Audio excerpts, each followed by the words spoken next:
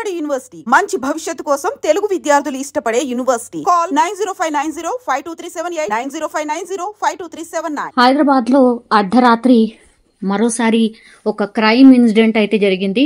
అది LB Nagar police station పరిధిలో శివగంగ కాలనీకి సంబంధించిన వ్యక్తిని అయితే అత్యంత దారుణంగా హత్య చేసిన సందర్భం అయితే కనిపిస్తోంది. యాక్చువల్లీ భరత్ నగర్ కి చెందినటువంటి ఈ బొడ్డు మహేష్ ఎవరైతే ఉన్నారో ఇతని పూర్తిగా అర్ధరాత్రి గొడ్డలతో వేటాడి చంపేశాడు.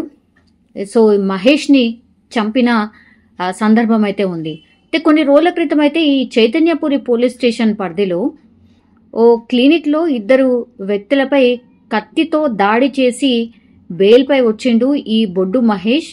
అయితే పాత కక్షల నేపథ్యంలోనే హత్య జరిగినట్టుగా అయితే పోలీసులు ప్రాథమిక నిర్ధారణకైతే వచ్చారు. నిందితుల కోసం ప్రత్యేక బృందాలు, పోలీస్ బృందాలు కూడా గాలిస్తున్న పరిస్థితి అయితే కనిపిస్తోంది. మొదట యాక్చువల్లీ ఈ మహేష్ ఎవరైతే ఉన్నారో అతను రోడ్ మీద నడుచుకుంటూ వెళ్తున్నటువంటి సందర్భంలో కారుతో గుద్ది ఆ తర్వాత కొడవళ్ళు కావచ్చు, కత్తులతో కావచ్చు, విచక్షణ రహితంగా అసలు తప్పించుకునే చాయిసే ఇవ్వకుండా అత్యంత దారుణంగా చంపినటువంటి సందర్భం అయితే కనిపిస్తోంది. అయితే ఇవి పాత కక్షలకు రివెంజ్ గానే ఈ హత్య జరిగినట్టుగా పోలీసులు అయితే భావిస్తున్నారు. ఎందుకంటే డిసెంబర్లో ఒక పెళ్లి వేడుకలో భాగంగా బారాత్లో ఇద్దరి వ్యక్తుల మధ్య జరిగినటువంటి గొడవ కారణంగానే దాన్నే మనసులో పెట్టుకొని కాపు కాసి ఎప్పుడు దొరుకుతాడా అని వెయిట్ చేసి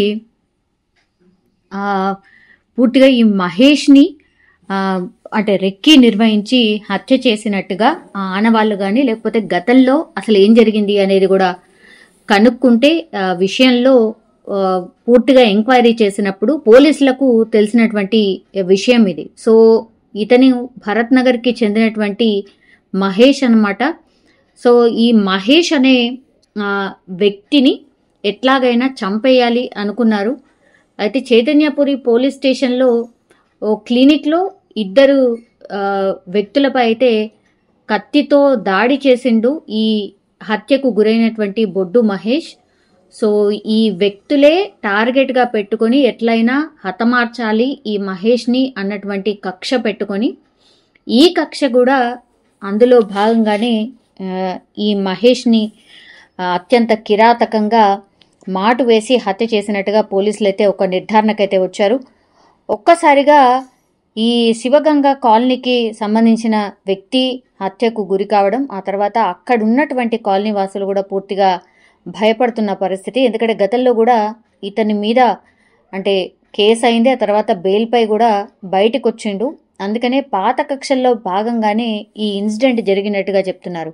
ఈ మధ్య కాలంలో ఈ హత్యకు సంబంధించిన ఇన్సిడెంట్స్ చాలా జరుగుతున్నాయి.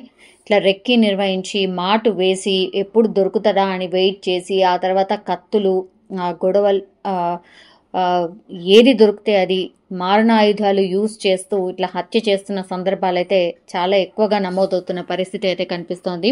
సో ఓవరాల్గా క్రైమ్కి సంబంధించి నేరాలు మాత్రం భయంకరంగా పెరిగిపోయాయి. అది హత్యలా, ఆత్మహత్యలా, లేకపోతే ఇంకోటా అనేది కాదు.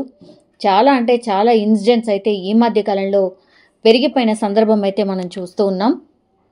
సో ఇందులో కూడా జస్ట్ ఒక పాత కేసులో భాగంగా పాత గొడవల్లో కారణంగానే ఇట్లా బొడ్డు మహేష్ని మాటు వేసి చంపినట్టుగా పూర్తిగా మనం చూడొచ్చు. సీసీ ఫుటేజ్లో కూడా పూర్తిగా గమనిస్తే గనక అర్ధరాత్రి అంటే ఏ టైం నుంచి ఏ టైంకి ఇంటికి వెళ్తాడు, ఎప్పుడు దొరుకుతాడు, సింగిల్గా ఎప్పుడు ఉంటాడు, ఇట్లా పూర్తిగా గమనించుకున్న తర్వాతనే అంటే ఈ ఇన్సిడెంట్ జరిగినట్టుగా స్పష్టంగా అర్థమవుతోంది. ఎందుకంటే సీసీ ఫుటేజ్లో ఫస్ట్ ఆయన వెళ్తున్నటువంటి క్రమంలో వెనక నుంచి వచ్చి కార్తోని డాష్ ఇవ్వడం, ఆ తర్వాత వెంటనే బయటికి వచ్చి కొడవళ్ళు, కత్తులతో దాడి చేయడం, దాడి చేసిన తర్వాత పరారవ్వడం స్పష్టంగా కనిపిస్తోంది CC ఫుటేజ్లో.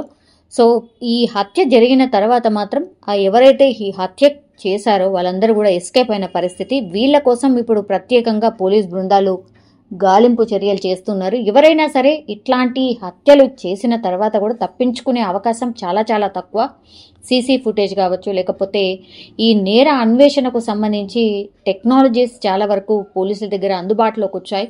So 1 or 2 days time పట్టచ్చు, కానీ డెఫినెట్లీ ఈ హత్య చేసినటువంటి వ్యక్తులు మాత్రం ఖచ్చితంగా దొరికే అవకాశమే ఉంటుంది. సో క్రైమ్ రేట్ ఎంత పెరిగినప్పటికీ కూడా పోలీసులు కూడా అంతే పకడ్బందీగా ఇట్లా నేరాలు చేసినటువంటి వాళ్ళని పూర్తిగా పట్టుకోవడం కావచ్చు, ఆ తర్వాత వాళ్ళ మీద కేసులు, దెన్ కోర్టులో వాళ్ళకి శిక్ష పడేలాగా చేయడం కావచ్చు, సాక్ష్యాల సేకరణ కావచ్చు, ఇదంతా పకడ్బందీగా జరుగుతుంది. కాబట్టి ఇట్లా నేరాలు చేసినా కూడా తప్పించుకునే అవకాశం ఉండట్లేదు అని చెప్పొచ్చు.